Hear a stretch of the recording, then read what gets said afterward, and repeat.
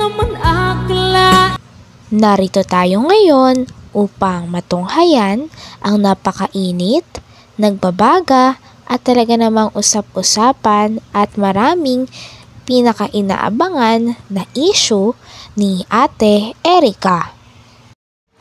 Sa pagpapatuloy ng ating istorya ay bumalik nga si Kalingap Val Santos Matubang sa bahay ni Lola Miguel upang ma-interview si Lola Miguel dahil may nakapagsabi nga kay Kalingap Val na mayroong pagsubok na kinakaharap sila Lola Miguel. Moria. Nagtampot ka na sa kanila? Kung sakaling bumalik, may tawad, tanggapin mo? Kahit na. Masakit na sa loob, ano? Simple po sa ginawa lang yan. Kahit pag ikaw na, pag ikaw na sugatan, pero may tilat yan. Pero mahal mo sila tayo, noon pa. Noon po, mahal ko yan. Hatid sundo, nung maliliit pa yan. Sama-sama ko yun sa pahila ng Karabaw. Ngayon, wala na. Wala na. Hindi ko hinihiwalay sa aming mag-asawa yan, dalawang yan. Maliit pa, nasa kumpa po kami sa Labo, sa Malasugi. Hindi kasama sila. Maliit pa po yun. Maliit pa lang. Hindi ngayon, ibang ugali. Nasa pa kayo magulang yan, yung tatay niya? Ay, na-aksidente po, taga Mindanao yun, taga Namatay na. Agusan del Sur. Matay na. So ikaw na nagpalaki. Kami yan nagpalaki. Ilang taon yung namatay yung tatay nila? Ilang taon sila Erica, si Laminon? Siguro, mga grade 6 po yan. Mga bata pa na. Ilan sila magkakapatid? Dalawa lang sila? Dalawa lang po yan. Kaya nalalagaan namin, tuwa-tuwa nga ako, unang apo ko sa babae. Minalmahal ko. Eh, paglaki, nagkasungay. Wala na aking mga bata ito. Nilimot na yung nilakihan nila. Kung saan ang galing? Hindi ko manunuha ang tanggal, mga ugali na pagkagayon. Yan, bayaw ko yun. Isita man sa amin. Galabo yan.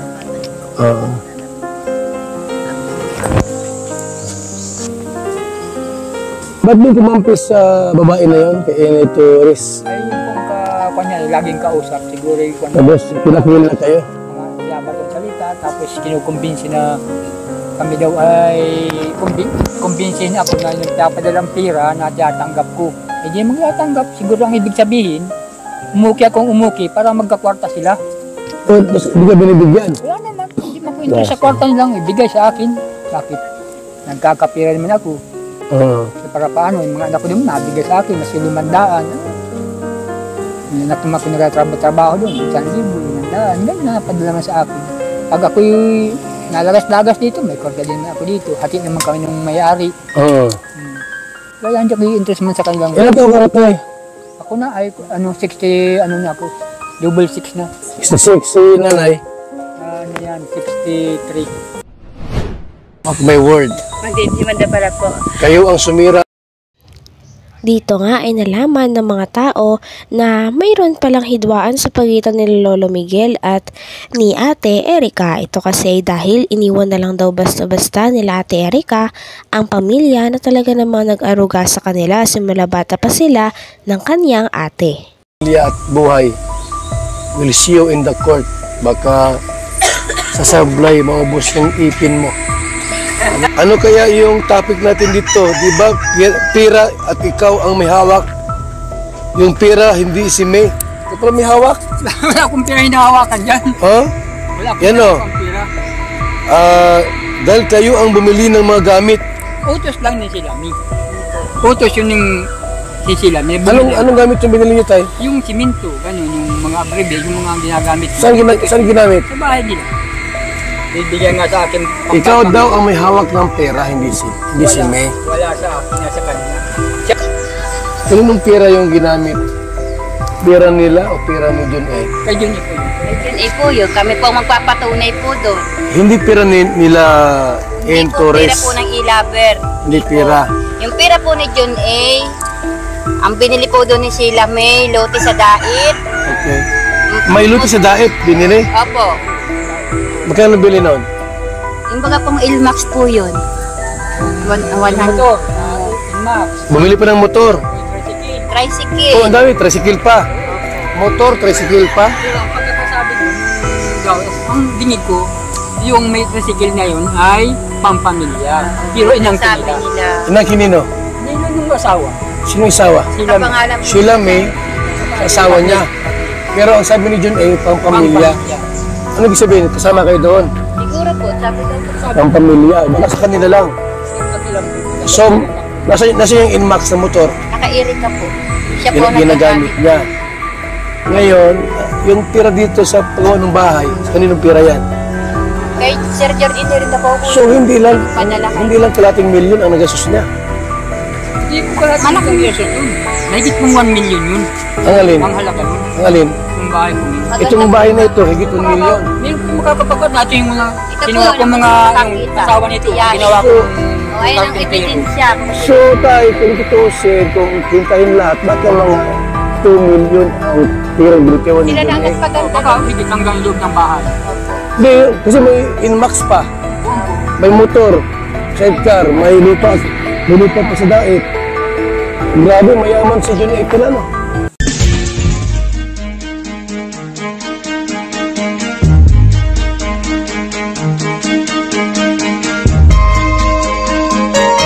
Ito ang palatuntunang tunay na lingkod bayan. Ang programang tututo sa kapakanan ng mga mamamayang kapos sa kapalaran. Kinausap nga rin ni Kalingap Val ang tita ni Ate Erica at ni Sheila May nang sa ganon ay makakuha pa ng maraming impormasyon sa totoong nangyari. Nagkakaroon nga ng siraan at hindi totoong mga impormasyon ang nilalabas ng mga e-lovers na kasabuatan din nila Ate Erica. At Tatay Miguel. Para i-confirm ko lang po sa kanila itong Facebook page ni M. Tunyakaw Torres. Ito nga talaga ito. Ang kausap nila May, ang kausap nila Erica po, mga kaibigan. Kasi yung mga binanggit dito po sa social media ay mga hindi magandang mga mensahe po, mga kalingap. Kaya sa si Jenny.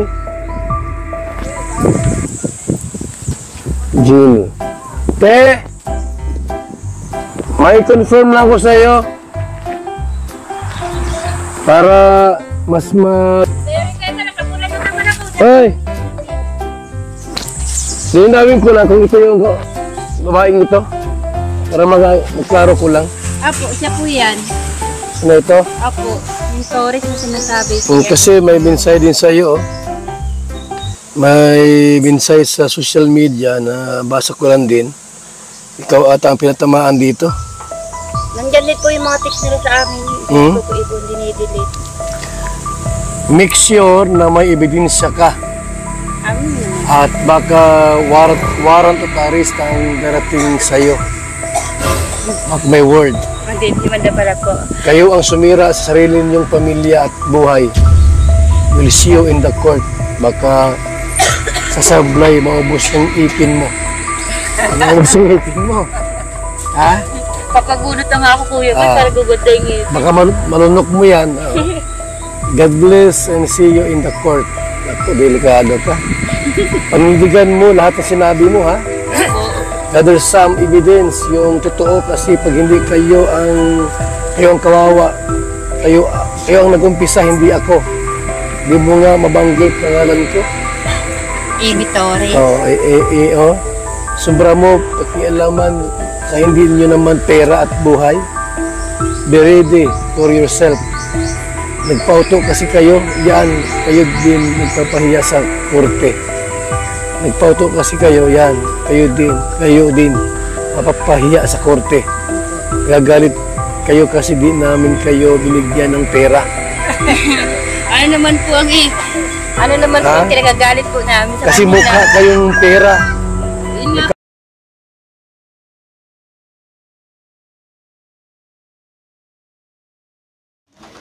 Hanggang dito na lamang muna ang ating napakainit, nagbabaga at talaga namang pinakausap-usapan na issue ni Ate Erica.